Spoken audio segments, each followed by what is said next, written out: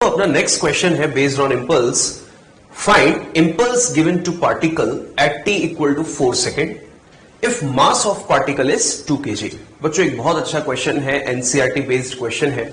और इस क्वेश्चन में जो ग्राफ हमको दिया गया है, सबसे पहले चेक कीजिए कि हमें x और t के बीच में ग्राफ दिया है और हमें पता है कि xt ग्राफ की स्लोप जो होती है वो हमें क्या बताती है? वेलोसिटी. तो देखिए यहां पर सबसे पहली चीज हमें क्वेश्चन में पता होना चाहिए कि 4 सेकंड पर हमसे इंपल्स पूछा गया है और इंपल्स निकालने का तरीका हम लोग अच्छे से जानते हैं, that impulse is equal to change in momentum. And change in momentum कैसे निकालेंगे? m v final minus v initial. बच्चों मास की वैल्यू हमें 2 kg दी गई है, अब जरूरत है फाइनल और इनिशियल वेलोसिटी की. तो जैसा हमने क्वेश्चन के स्टार्टिंग में ही बोल दिया कि xt ग्राफ है और xt ग्राफ की स्लोप हमें वेलोसिटी बताती है, तो डेफिनेटली हमें इनिशियल और फाइनल वेलोसिटी कैसे निकालनी पड़ेगी? With the help of slope. पर पहले मैं इस डायग्राम को आपको एक्सप्लेन करना चाहता हूं कि exactly t equal to 4 second पर इंपल्स का क्या मतलब है. बच्चों xt ग्राफ की स्लोप हमें क्या बताती है? वेलोसिटी. और अगर ग्राफ स्ट्रेट लाइन हो तो स्ट्रेट लाइन की स्लोप कैसी होती है? कांस्टेंट. तो इसका मतलब यह हुआ कि xt ग्राफ की स्लोप बताएगी वेलोसिटी और स्ट्रेट लाइन की स्लोप बताएगी कांस्टेंट वेलोसिटी. और ऑब्जर्व कीजिए यहां पर कि अगर हम लोग ये एंगल कैलकुलेट करें तो ये एंगल कैसा है? एक्यूट एंगल, और इसको मैंने नाम दे दिया θ1. और एक्यूट एंगल की स्लोप है तो वेलोसिटी कैसी हो गई? पॉजिटिव. तो बच्चों 4 सेकंड पर इंपल्स पूछने का क्या मतलब है? जरा गौर कीजिए. 0 से 4 सेकंड तक अगर हम लोग देखें तो ग्राफ कैसा है? स्ट्रेट लाइन यहां तक, और उसकी स्लोप जो है वो एक्यूट एंगल की है, मतलब वेलोसिटी पॉजिटिव है. अचानक से चौथे सेकंड के तुरंत बाद ही जो स्लोप है वो ऑब्ट्यूज एंगल की हो जाती है. अगर मैं यहां पर इसको मार्क कर दूं तो ये मैंने क्लॉकवाइज मार्क किया है, इसलिए मैं इसको नाम दे देता हूं θ2. इसको हम लोगों ने नाम दे दिया θ2. ऑब्जर्व कीजिए अगेन कि अगर मैं यहां पर इसको मार्क करूं तो ये हो जाएगा θ2 माइनस में, क्योंकि हम लोगों ने इसको कैसे लिया हुआ है? क्लॉकवाइज. तो स्टूडेंट्स जैसा हम लोग बात कर रहे थे कि 4 सेकंड पर इंपल्स का क्या मतलब है. 0 से 4 सेकंड तक अगर देखें तो पार्टिकल की वेलोसिटी जो थी वो कैसी थी? कांस्टेंट और पॉजिटिव. और 4 सेकंड के तुरंत बाद ही उसकी वेलोसिटी कैसी हो गई? नेगेटिव. तो सोच के देखें कि वेलोसिटी अपने आप चेंज नहीं होती है. वेलोसिटी को चेंज करने के लिए डेफिनेटली उस चौथे सेकंड पर वहां पर कोई ना कोई फोर्स लगा होगा, और उस फोर्स ने कितना सडन चेंज किया आप देख सकते हैं कि 4 सेकंड के जस्ट पहले वेलोसिटी पॉजिटिव और कांस्टेंट थी और उसके तुरंत बाद वेलोसिटी कैसी हो गई? नेगेटिव में कांस्टेंट. तो इसका मतलब यह हुआ कि हमें जब 4 सेकंड के लिए पूछा गया है तो उसके तुरंत पहले वाली वेलोसिटी जो होगी वो इनिशियल, और 4 सेकंड के तुरंत बाद वाली जो वेलोसिटी होगी वो फाइनल. तो अगर मैं यहां पर इनिशियल वेलोसिटी कैलकुलेट करूं तो देखिए इनिशियल वेलोसिटी क्या होती है? Slope is equal to tan θ. तो ये हो जाएगा हमारे पास slope is equal to tan θ1, जिसकी वैल्यू होगी as perpendicular upon base. Observe कीजिए परपेंडिकुलर कितना है? 40 और बेस कितना है? 4. तो इनिशियल वेलोसिटी आ गई हमारे पास कितना है? +10 मीटर पर सेकेंड. तो इनिशियल वेलोसिटी मैंने यहां पे लिख दी 10. अब हमसे पूछा गया फाइनल वेलोसिटी. तो देखिए फाइनल वेलोसिटी के लिए अगर हम लोग स्लोप लिखें तो हमें क्या लिखना चाहिए? 10 माइनस θ2. बच्चों 10 minus θ is equal to minus tan θ. बिल्कुल. तो ये माइनस tan θ को मैं लिख सकता हूं minus of perpendicular upon base. Perpendicular is 40 and base is 5. तो देखिए 40 और ये 5, तो कितना हो जाएगा? माइनस का 8. तो ऑब्जर्व कीजिए कि अगर हम लोग यहां पर वैल्यू प्लेस करें तो ये हो गया माइनस का 8 फाइनल वैल्यू. -8 और -10 कितना हो जाएगा? -18, और -18 इंटू 2 -36 kg मीटर पर second the value of impulse. तो इस क्वेश्चन में जो ध्यान रखने वाली बात थी वो ये कि चौथे सेकंड पर exactly t equal to 4 second पर जो चेंज हुआ वो because of some impulsive force. Just before और जस्ट आफ्टर वाली जो वेलोसिटीज होंगी वो कंसिडर की जाए इनिशियल और फाइनल. तो नेक्स्ट देखते हैं न्यूटन्स थर्ड लॉ. अभी तक अपन 2 लॉ पढ़ चुके हैं और ये न्यूटन का तीसरा लॉ है. According to Newton's third law, to every action there is always an equal and opposite reaction. This law is also known as action reaction law. हर क्रिया की एक प्रतिक्रिया होती है. तो ये लॉ वही कहता है कि जो भी एक्शन हो रहा है उसका इक्वल मैग्नीट्यूड में इक्वल रिएक्शन होगा और डायरेक्शन उसका अपोजिट होगा. तो उसका क्या कहा अपन ने? Action and reaction law. For every action there is an equal and opposite reaction. दूसरी बात ध्यान की, action and reaction always act on 2 different objects. बिल्कुल. सर ये जो लॉ है इस पर बेस्ड बच्चे कुछ क्वेश्चंस पूछते हैं, उनके कुछ डाउट्स होते हैं। आइए हम लोग उसको डिस्कस करते हैं कि क्या वो डाउट हो सकते हैं। मैं यहां पर जो क्वेश्चन रखूंगा उनको सोचेगा, उनके आंसर्स डिस्कस करेंगे हम लोग। जैसा सर ने आपको बताया, to every action there is an equal in magnitude and opposite in direction reaction. कहने का मतलब है कि मैंने किसी बॉडी पे 5 न्यूटन का फोर्स लगाया फॉरवर्ड, तो वो बॉडी भी मुझ पे 5 न्यूटन का फोर्स लगाएगी बैकवर्ड, क्योंकि to every action there is an equal and opposite reaction. बच्चों यहां पर एक एग्जाम्पल लिया गया है, एक डिस्कशन किया गया है कि मान लीजिए कि ये ए और बी दो पार्टिकल्स हैं और ये दोनों एक दूसरे पे फोर्स लगा रहे हैं। तो ऑब्जर्व कीजिए, ए अगर बी को अपनी तरफ खींच रहा है एफ फोर्स से, तो बी भी अपने को ए को आगे की तरफ खींचेगा with the same magnitude of force. Observe कीजिए, दोनों फोर्सेस का जो मैग्नीट्यूड है वो एग्जैक्टली सेम है, पर डायरेक्शन दोनों की क्या है, अपोजिट। और अगर ये दोनों एक दूसरे को मान लीजिए रिपेल कर रहे हैं, जैसा कि नीचे लिखा है, the forces between two objects A and B are equal and opposite whether they are attractive और रिपल्सिव। तो अगर ये दोनों एक दूसरे को रिपेल भी कर रहे हैं अवे फ्रॉम ईच अदर, तो भी इनका magnitude of force exactly same होगा, पर डायरेक्शन आप देख सकते हैं वो कैसी होगी, अपोजिट। जैसा मैं बात कर रहा था स्टूडेंट्स उस पर्टिकुलर क्वेश्चन की, तो वो क्वेश्चन क्या होता है आइए डिस्कस करते हैं। मानकर चलते हैं कि यहां पर एक पॉजिटिवली चार्ज पार्टिकल है या पॉजिटिवली चार्ज बॉडी है, और इस बॉडी को मैंने नाम दे दिया फर्स्ट, और यहां पर एक नेगेटिवली चार्ज बॉडी है सेकंड, और इसका नाम है यहां पर नेगेटिवली चार्ज बॉडी सेकंड। अब हमें पता है कि जैसे ही हम लोग इन दोनों को इंटरेक्ट कराएंगे, ये दोनों आपस में एक दूसरे को अट्रैक्ट करेंगे। तो देखिए, अट्रैक्ट करेंगे तो फर्स्ट अगर आगे की तरफ अट्रैक्ट होगा, तो आंसर दीजिए कि जो फर्स्ट है उसको अट्रैक्ट किसने किया, तो आंसर आएगा टू ने। तो यहां पे मैं लिखूंगा force on first due to second, बिल्कुल। और इसी तरह से सेकंड बॉडी भी अट्रैक्ट होके आएगी, क्योंकि फर्स्ट बॉडी उसको अपनी तरफ अट्रैक्ट करती है बिकॉज ऑफ इलेक्ट्रोस्टैटिक फोर्स। तो ये हो जाएगा force on second due to first. बच्चों इसके लिखने के तरीके पे हम लोग बात करते हैं। देखिए यहां पर है F12 is equal to F21। बच्चों सोचिए कि अगर मैं इस तरह से इसको मैथमेटिकली लिखता हूं तो इसमें क्या एक गलती हम लोग सोच सकते हैं। वो गलती है यहाँ पर ये दोनों वेक्टर हैं, इन्होंने डायरेक्शन कंसिडर नहीं करा। हाँ। तो डायरेक्शन सर को कंसिडर करना है, तो वही गलती आपसे बच्चों से आपसे पूछी गई है, तो आपको क्या करना है कि यहाँ पर डायरेक्शन कंसिडर करना है चाहिए। तो इसका मतलब इन दोनों की डायरेक्शन अपोजिट है, तो मुझे यहाँ पर माइनस साइन लगाना चाहिए, क्योंकि माइनस बता रहा है कि इन दोनों फोर्सेस की डायरेक्शन अपोजिट है, पर दोनों का मैग्नीट्यूड सेम है। तो अगर मुझे सिर्फ और सिर्फ मैग्नीट्यूड लिखना हो तो F12 का modulus is equal to F21 का मॉडुलस। इस तरह से इसको हम लोग मैग्नीट्यूड की फॉर्म में लिख सकते हैं। ये तो हो गई पहली बात। मैं आपसे जो क्वेश्चन पूछना चाह रहा हूं वो ये क्वेश्चन है, आंसर दीजिए बच्चों। ये फर्स्ट और सेकंड बॉडी है F12 और F21, तो क्या ये दोनों फोर्सेस एक दूसरे को कैंसिल कर रहे हैं? क्या ये फोर्सेस बॉडी पर इंडिविजुअली एक दूसरे को कैंसिल कर रहे हैं? तो आंसर आना चाहिए, आंसर इज नो, बिकॉज दोनों फोर्सेस एक सिंगल बॉडी पे नहीं लग रहे, दोनों फोर्सेस अलग अलग बॉडीज पे लग रहे हैं। हाँ, क्योंकि अगर ये दोनों फोर्सेस एक ही बॉडी पर होते तो ये दोनों बॉडीज कभी अट्रैक्ट हो ही नहीं सकती थी, मतलब ये दोनों फोर्स कभी एक दूसरे को कैंसिल नहीं कर सकते। बट यस, अब जैसा कि मैं यहां पर एक ट्रिकी क्वेश्चन आपसे पूछना चाह रहा हूं, उसको ध्यान से सुनिएगा बच्चों। इंडिविजुअल बॉडी पे नेट फोर्स जीरो नहीं है, इस बॉडी पर भी फोर्स प्रेजेंट है और इस बॉडी पर भी फोर्स प्रेजेंट है, मतलब इंडिविजुअल बॉडी पे नेट फोर्स जीरो नहीं है। पर मैंने आपको क्वेश्चन दिया कि इन दोनों को मैंने अपना एक सिस्टम कंसीडर कर लिया। क्या कंसीडर कर लिया? सिस्टम। और ध्यान रखें कि अगर मैंने इन दोनों बॉडीज को अपना एक सिस्टम कंसीडर कर लिया तो ये जो फोर्सेस लग रहे हैं वो सिस्टम के अंदर के फोर्सेस कहलाएंगे, यानी कि इंटरनल फोर्सेस। मैंने बोला कि इन दोनों को अगर मैं एक सिस्टम कंसीडर कर लूं तो ये दोनों जो फोर्सेस हैं वो सिस्टम के अंदर के फोर्सेस माने जाएंगे, जिनको हम लोग क्या बोलेंगे? Internal forces. और अब मैं आपसे क्वेश्चन पूछता हूं, ध्यान से सुनना बच्चों।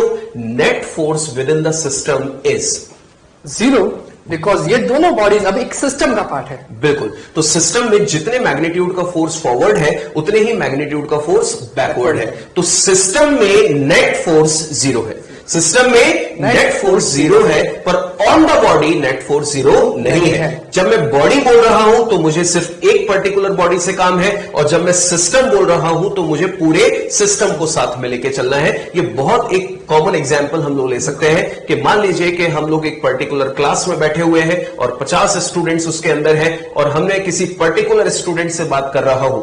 तो मानकर चलिए कि जब मैं पर्टिकुलर स्टूडेंट से बात कर रहा हूं तो मेरा फोकस सिर्फ उस पे है, उस समय मैं पूरी क्लास से बात नहीं कर रहा, तो मेरे लिए केवल वो एक स्टूडेंट है। और जब मैं यहां पर बोल रहा हूं कि पूरी क्लास ध्यान दीजिए, तो मेरा अब फोकस पूरी क्लास पे है, मुझे एक स्टूडेंट से बात नहीं करनी। तो बिल्कुल वही बात यहां पे है कि जब मैं बॉडी बोलूं तो एक पर्टिकुलर को देखना है, और जब मैं सिस्टम बोलूं तो मुझे पूरे सिस्टम को साथ लेकर चलना है। तो बात चल रही थी कि सिस्टम में नेट फोर्स कितना है, 0। तो देखिए अगर हम लोग इसमें net force with in the system निकालें तो F12 plus F21 is equal to 0। ये हमारे पास हो जाएगा नेट इंटरनल फोर्स, जो भी सम है उसका, वो कितना आ जाएगा, 0।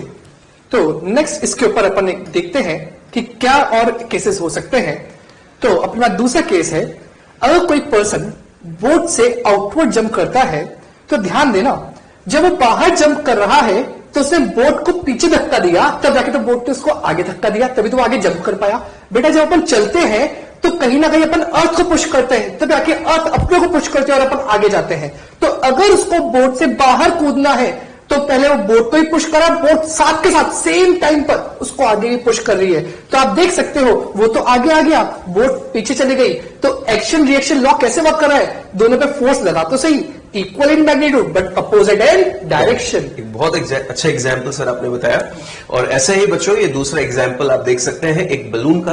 आपने देखा होगा डेली लाइफ में कि जब हम लोग बलून के अंदर हवा भर देते हैं और उसको इस तरह से छोड़ देते हैं, तो आपने नोटिस किया होगा कुछ इस तरह का कंडीशन हमको डेली लाइफ में देखने को मिलता है। एग्जैक्टली हो क्या रहा है कि बलून से जो एयर है वो बाहर की तरफ निकल रही है, मतलब बलून जो है वो एयर को बाहर की तरफ पुश कर रहा है, तो वही एयर उस पर्टिकुलर बलून को कहां, आगे की तरफ पुश कर रही है। Because to every action there is an equal and opposite reaction. Balloon ने गैसेस को पुश किया बाहर, तो गैसेस ने बलून को पुश कर दिया अंदर की तरफ या ऊपर की तरफ। इसी तरह से जो हम लोगों को इंपॉर्टेंट पॉइंट्स देखने होते हैं, important based on third law, वो क्या क्या होते हैं, आइए उन पर डिस्कशन करते हैं। First point, we cannot produce a single isolated force in nature. Forces always produced in action reaction pair.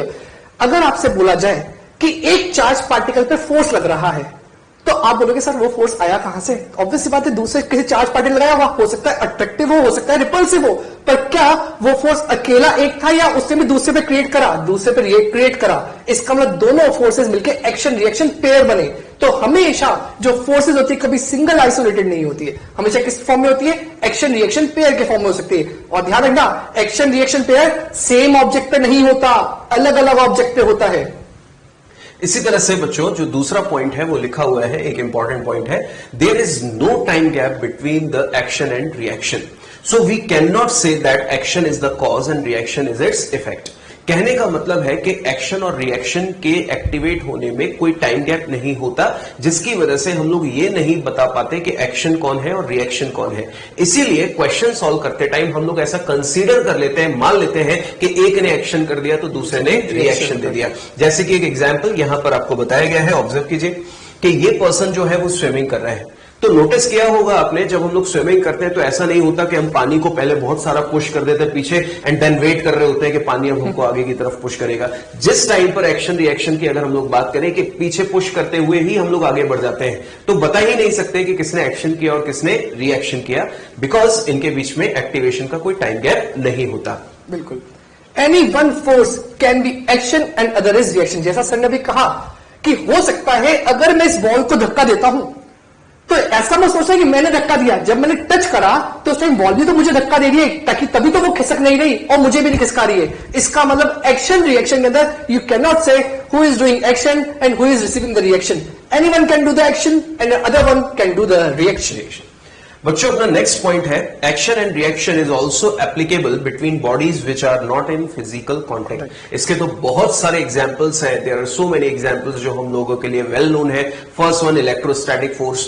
दो चार्ज पार्टिकल्स, चाहे वो लाइक चार्जेस हो या फिर अपोजिट चार्जेस हो, अगर वो कॉन्टेक्ट में नहीं भी है तब भी एक दूसरे को अट्रैक्ट और रिपेल कर लेते हैं। हम लोग मैग्नेट्स की बात करें कि दो मैग्नेट्स हैं, नॉर्थ और साउथ पोल है, उनको अगर हम लोग इंटरेक्ट कराएं तो वो दोनों एक दूसरे को without having any physical contact attract कर लेते हैं। ग्रेविटी फोर्स, अगर बॉडी हवा में है तब भी अर्थ और उस बॉडी के बीच में ग्रेविटेशनल फोर्स काम करता है। तो इसका मतलब ये नहीं कि फिजिकल कांटेक्ट होना जरूरी है। फिजिकल कांटेक्ट होगा तब भी ये फोर्सेस लगेंगे, नहीं होगा तब भी ये फोर्सेस लगेंगे।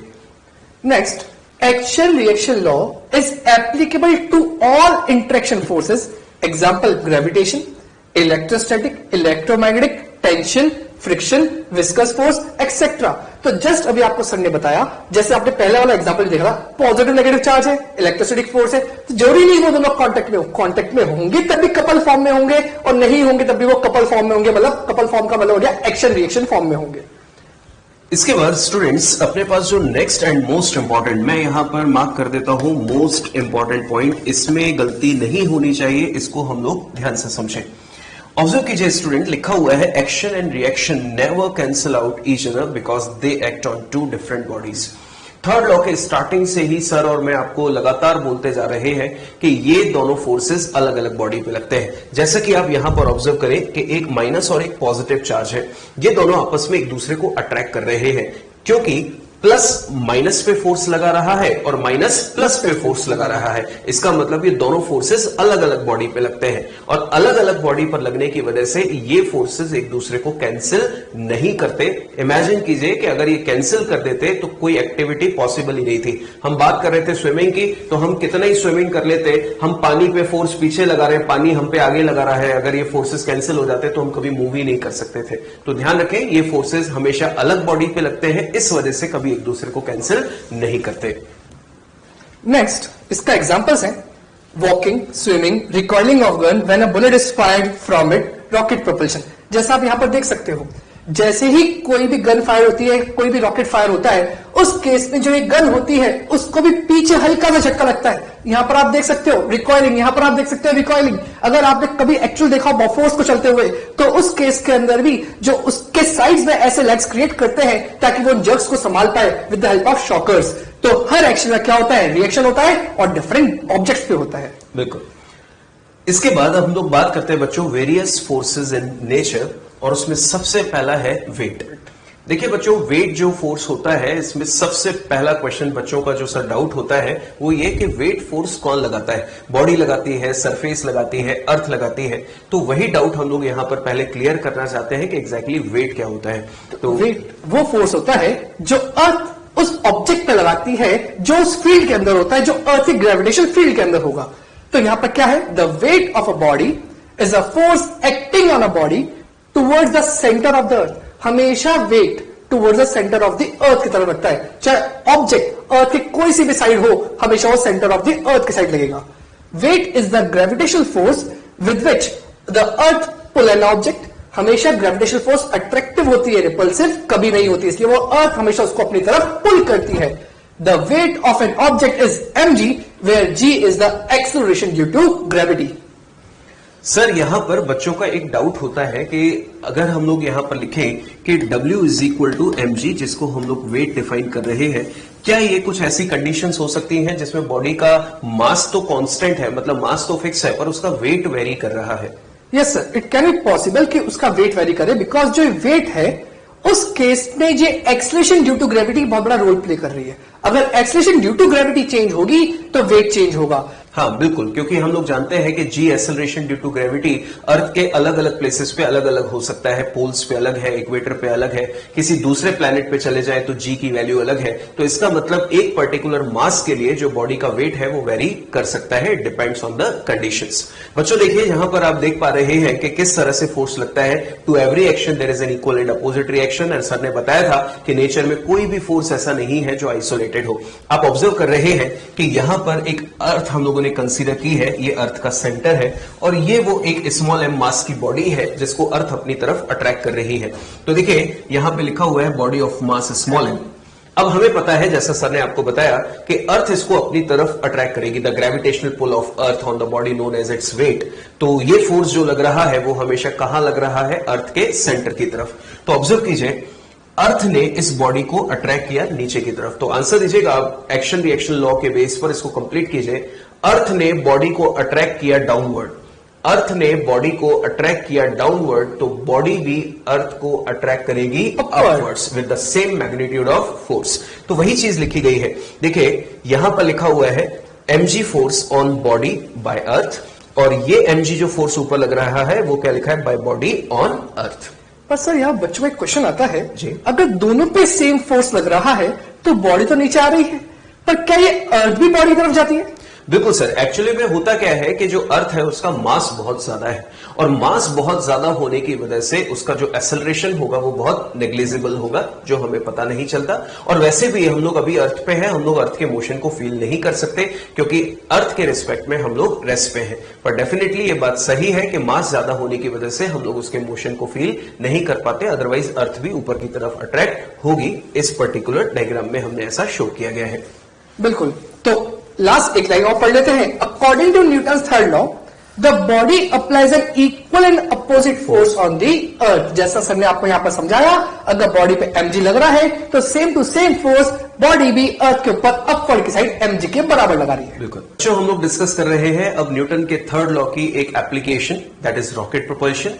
बट रॉकेट प्रोपल्शन को पढ़ने के पहले हम लोग कुछ पॉइंट्स डिस्कस कर लें जिससे अब हमारे क्वेश्चन सॉल्व होने वाले हैं। बच्चों हम लोग अब डिस्कशन कर रहे हैं इस पर्टिकुलर रिलेशन पे जिसको हम लोग बोलते हैं एफ नेट बराबर एम ए, जो कि न्यूटन के सेकंड लॉ में अगर मास कांस्टेंट है तो ये हम लोगों ने डिफाइन किया था, और वहां पर बताया भी गया था कि इसकी हेल्प से हम लोग अब पूरे चैप्टर पर काम करेंगे, और यही एक इक्वेशन है जिससे हम लोग मैक्सिमम क्वेश्चन अपने सॉल्व कर सकते हैं। तो देखिए बच्चों कैसे इसको सॉल्व करना है, आइए बात करते हैं। मानकर चलिए कि आपको किसी क्वेश्चन में एक बॉडी दी गई है, एक ब्लॉक दिया गया है, मान लीजिए मास उसका कितना है, स्मॉल एम, और क्वेश्चन में बोला गया कि एक बॉडी पर बहुत सारे फोर्सेस लग रहे हैं। मान लीजिए इस पे ऊपर की तरफ एक फोर्स लग रहा है F1, नीचे की तरफ एक फोर्स लग रहा है F2, आगे की तरफ एक फोर्स लग रहा है F3, पीछे की तरफ एक फोर्स लग रहा है F4। मतलब एक बॉडी पर साइमल्टेनियसली बहुत सारे फोर्सेस हो सकते हैं, और क्वेश्चन में बोला गया कि ये बॉडी आगे की तरफ एक्सेलरेट हो रही है। तो बच्चों इससे हमें क्या चीज पता चल रही है, सबसे पहले इस पर बात करें। देखिए अगर एक्सेलरेशन आगे की तरफ है मतलब वर्टिकली रेस्ट है, और वर्टिकली रेस्ट है तो देखिए न्यूटन के फर्स्ट लॉ ने बोला था कि अगर रेस्ट है तो नेट फोर्स कितना होगा, जीरो। तो अगर वर्टिकल रेस्ट है तो मतलब वर्टिकल डायरेक्शन में जो फोर्सेस हैं वो एक दूसरे को बैलेंस कर रहे हैं, मतलब F1 की वैल्यू F2 के बराबर रही होगी, और अपोजिट है एक ही बॉडी पर लग रही है तो ये दोनों एक दूसरे को कैंसिल कर रहे हैं। पर अब देखिए एक्सेलरेशन आगे की तरफ है, तो बच्चों अब देखिए हॉरिजॉन्टल डायरेक्शन में एक्सेलरेशन है और हॉरिजॉन्टल डायरेक्शन में दो फोर्सेस लग रहे हैं। तो क्या लगता है आपको कि इनमें से कौन सा वो फोर्स होगा जिसकी वैल्यू ज्यादा होगी, या कौन सी डायरेक्शन में नेट फोर्स रहा होगा? नेट फोर्स पॉजिटिव डायरेक्शन रहा होगा, बिकॉज एक्सेलरेशन भी पॉजिटिव है, और F3 बड़ा होगा F4 से। बिल्कुल, क्योंकि जिस डायरेक्शन में नेट फोर्स होता है एक्सेलरेशन भी उसी डायरेक्शन में आता है। तो इस सिचुएशन को अगर मैं इस इक्वेशन में डिफाइन करके लिखूं जैसा कि F नेट बराबर ma, तो ध्यान रखें कि अगर F नेट बराबर ma अगर हम लोग इसको सिंपल वर्ड्स में समझें, बोले, सीखें तो कैसे बोलेंगे कि आगे की तरफ एक्सेलरेशन है मतलब इस फोर्स की वैल्यू ज्यादा होगी, इसकी वैल्यू कम होगी, तो नेट फोर्स कैसे निकालें? Greater force minus smaller force is equal to mass into acceleration. अब इनमें से जो भी वैल्यू नोन या अननोन हमें क्वेश्चन में दी होंगी वो प्लेस करेंगे और अपने रिक्वायर्ड आंसर्स निकालेंगे। और यही क्वेश्चन अगर हॉरिजॉन्टली ना होते हुए वर्टिकल डायरेक्शन में होता तो वर्टिकल डायरेक्शन के लिए इक्वेशन क्या बना देते, ऊपर अगर जा रही होती तो F1 minus F2 is equal to ma। तो इस तरह से हमें अब क्वेश्चन मिलने वाले हैं, तो आप ध्यान से देखिएगा कि हमें क्वेश्चन को जब सॉल्व करेंगे तो F नेट बराबर ma से ही हम लोग मैक्सिमम क्वेश्चन अपने सॉल्व कर सकते हैं। तो बच्चों जैसे कि हम लोग अपने टॉपिक पर बात कर रहे थे रॉकेट प्रोपल्शन, तो इसमें किस तरह की कंडीशंस मिलती है आइए पढ़ते हैं। सबसे पहले केस 1। केस 1 में हमें दिया है if rocket is accelerating upwards, if rocket is accelerating upwards. तो बच्चों देखिए अभी अभी जो चीज समझाई वो चीज यहां पर हमको पता चल रही है। क्या लिखा हुआ है? Accelerating upwards. एक्सेलरेटिंग अपवर्ड्स मतलब अपवर्ड डायरेक्शन में नेट फोर्स है, या ऊपर की तरफ जो फोर्स लग रहा होगा उसकी वैल्यू सबसे ज्यादा रही होगी। Then net upward force on the rocket equal to ma, वही F नेट बराबर ma पे हमें काम करना है। तो देखिए इक्वेशन कैसे बनाई जाए और इसके डायग्राम को हम लोग पहले समझे। लेट अस कंसीडर यहां पर एक रॉकेट हमको दिया है और हमने मान लिया कि इसका टोटल मास कितना है, कैपिटल M। बच्चों जैसा कि आप जानते हैं रॉकेट प्रोपल्शन में हम लोगों ने डेली लाइफ में वीडियोस में कई बार इस तरह से देखा है कि जब भी एक रॉकेट को प्रोजेक्ट किया जाता है तो वहां पर फ्यूल कंबशन होता है, नीचे गैसेस बाहर निकलती है। तो अगर हम लोग न्यूटन के सेकंड लॉ से इस पर बात करें तो अगर हम लोग ऑब्जर्व करें कि रॉकेट का टोटल मास कितना है कैपिटल एम, तो इस पर नीचे की तरफ एक फोर्स लग रहा होगा, कौन सा, mg। बच्चों कौन लगा रहा है, अर्थ, बिल्कुल नीचे की तरफ। और हमें बोला गया है this rocket is accelerating upwards. तो क्या लगता है बच्चों, अगर एक्सेलरेटिंग अपवर्ड्स है तो ऊपर की तरफ इस पे कोई ना कोई फोर्स रहा होगा और उस फोर्स की वैल्यू डेफिनेटली mg से ज्यादा रही होगी। तो इसका मतलब ऊपर की तरफ कोई ना कोई एक फोर्स है और ये वैल्यू mg से ज्यादा होगी, तभी वो रॉकेट ऊपर की तरफ एक्सेलरेट हो पाया है। तो हमें सबसे पहले पता करना है कि ऊपर की तरफ इस पे फोर्स कहां से आया है। तो जैसा कि सर ने आपको बताया था कि action has equal and opposite reaction, but we can not say कि किसने एक्शन किया और किसने रिएक्शन, तो बस कंसीडर कर लेते हैं, बोल लेते हैं, ताकि बोलने में आसान होगा तो क्वेश्चन जल्दी सॉल्व होगा। तो बच्चों हम लोगों ने देखा है कि जब रॉकेट ऊपर उड़ता है तो गैसेस को कहां इजेक्ट करता है, नीचे की तरफ। तो यहीं से आपको न्यूटन के थर्ड लॉ के स्टेटमेंट को ध्यान रखते हुए मेरे क्वेश्चन का आंसर देना है। बच्चों जो रॉकेट है उसने गैसेस को पुश किया नीचे, रॉकेट ने गैसेस को पुश किया डाउनवर्ड, तो गैसेस भी रॉकेट को पुश करेंगी अपवर्ड्स। इसका मतलब अपवर्ड फोर्स जो ऊपर की तरफ आ रहा है वो बिकॉज ऑफ गैसेस, और गैसेस जो है वो लगातार बाहर की तरफ निकल रही है। बच्चों एक बात मैं आपको बता देना चाहता हूं कि हम रॉकेट को सॉल्व कर रहे हैं, तो इसका मतलब यह हुआ कि हमें केवल उन्हीं फोर्सेस को देखना है जो रॉकेट में लग रहे हैं।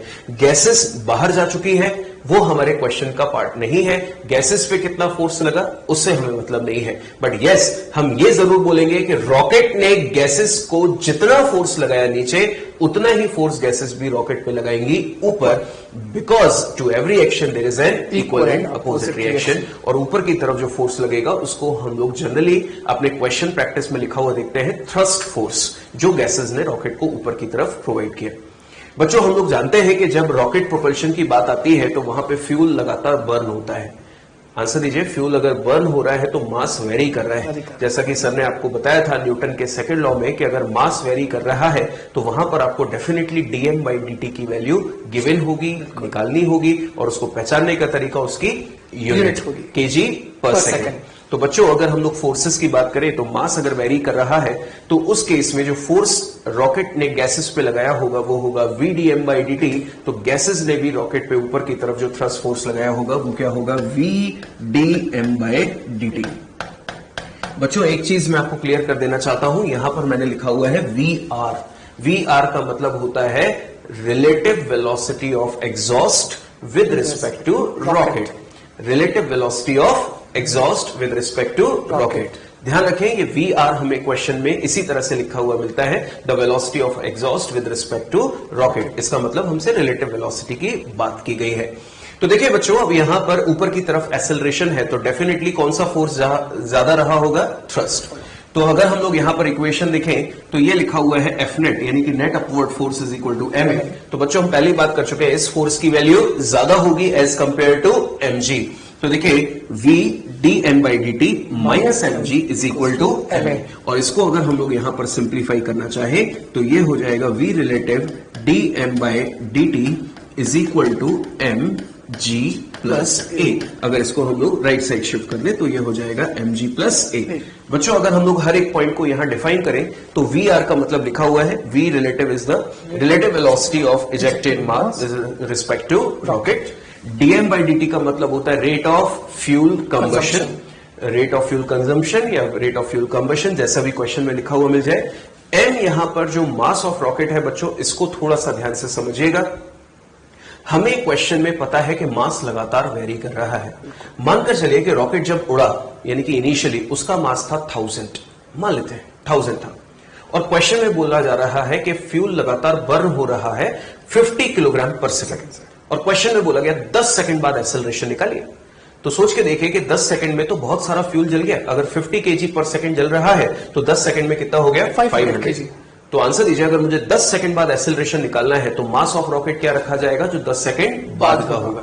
तो वो चीज आपको ध्यान रखनी है कि ये जो m मास ऑफ रॉकेट है वो उसी इंस्टेंट का रखे जिस इंस्टेंट की कैलकुलेशन आपसे करवा रहे हैं। तो ये था फर्स्ट केस। तो केस 2 में देखते हैं, if rocket is moving with constant velocity, बेटा ये तो डिफाइंड है, कांस्टेंट वेलोसिटी मतलब net force zero, net force zero मतलब एक्सेलरेशन भी जीरो।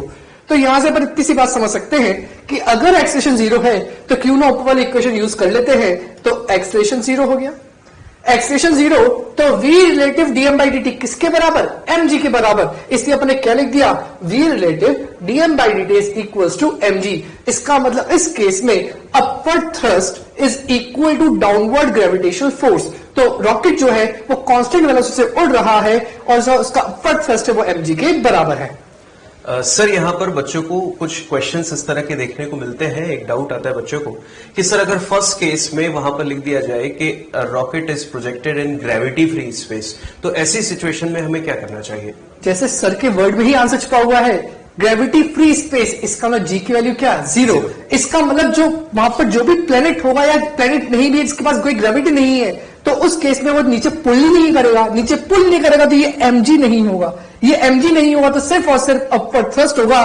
तो इक्वेशन के अंदर अपन इस वाले g को जीरो कंसीडर करेंगे और लिखेंगे v relative dm by dt is equal to m into a। अब ये a जीरो नहीं होगा बिकॉज अपवर्ड थ्रस्ट के कारण कोई ना कोई एक्सेलरेशन जरूर आएगा।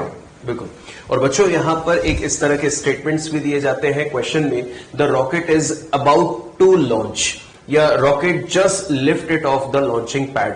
इस तरह के अगर आपको वर्डिंग्स का कोई क्वेश्चन मिले तो इसका मतलब ये मानकर चलिएगा कि अपवर्ड थ्रस्ट डाउनवर्ड mg के बराबर हो चुका है, जिसकी वजह से अब सिचुएशन दी है rocket is about to launch, मतलब अब रॉकेट बस उड़ने ही वाला है क्योंकि अपवर्ड थ्रस्ट डाउनवर्ड mg को बैलेंस कर चुका है, बस वेट कर रहा है कि थोड़ा सा फोर्स और ज्यादा मिल जाए तो वो ऊपर की तरफ एक्सेलरेट कर जाए। तो इस तरह के क्वेश्चंस यहां पे होते हैं। आइए अपन एक क्वेश्चन इस पर डिस्कस करते हैं and the question is a 600 kg rocket is set for a vertical firing, if the exhaust speed of gases is 1000 meter per second, then calculate the mass of gas ejected per second। ध्यान देना, ejected per second to supply the thrust needed to overcome the weight of rocket। तो जैसा sir ने आपको बोला था, just about to leave, overcome the weight, इसका मतलब क्या, हल्का सा उसको ज्यादा मिल जाता फोर्स तो 100% ऊपर उठ जाएगा। बिल्कुल। तो सर उस चीज को आपने जो बताया था उसी चीज को आप बच्चों को बता सकते हैं वापस? बिल्कुल। तो बच्चों यहां पर देखिए लिखा हुआ है thrust needed to overcome the weight, मतलब बस वेट को बैलेंस कर लिया है, अब उड़ने ही वाला है। जैसा सर बोल रहे थे कि उसको फोर्स जरा सा और वेट से ज्यादा मिल जाए, बट फिलहाल इस क्वेश्चन में हमको बोला गया है gas ejected per second, that means dm by dt to supply the thrust needed to overcome the weight. तो जैसा कि यहां पर अपन इक्वेशन लिख सकते हैं कि अपवर्ड थ्रस्ट जो था जिसमें dm by dt into V relative is equal to किसके बराबर हो चुका है, mg के, जैसा क्वेश्चन के वर्डिंग्स है। देखिए वी रिलेटिव हमें क्वेश्चन में दिया है कितना, 1000 मीटर पर सेकेंड। dm बाई dt हमें क्वेश्चन में कैलकुलेट करना है। मास ऑफ द रॉकेट हमें क्वेश्चन में दिया है 600 और g की वैल्यू जैसे कि क्वेश्चन में गिवन है कितनी, 10। तो अगर यहां पर हम लोग इसको सॉल्व करें तो 30 से 30 कैंसिल, तो dm बाई dt इसकी वैल्यू जो होगी हमारे पास वो कितनी हो जाएगी, 6 kg पर सेकेंड। ये इस क्वेश्चन का आंसर है।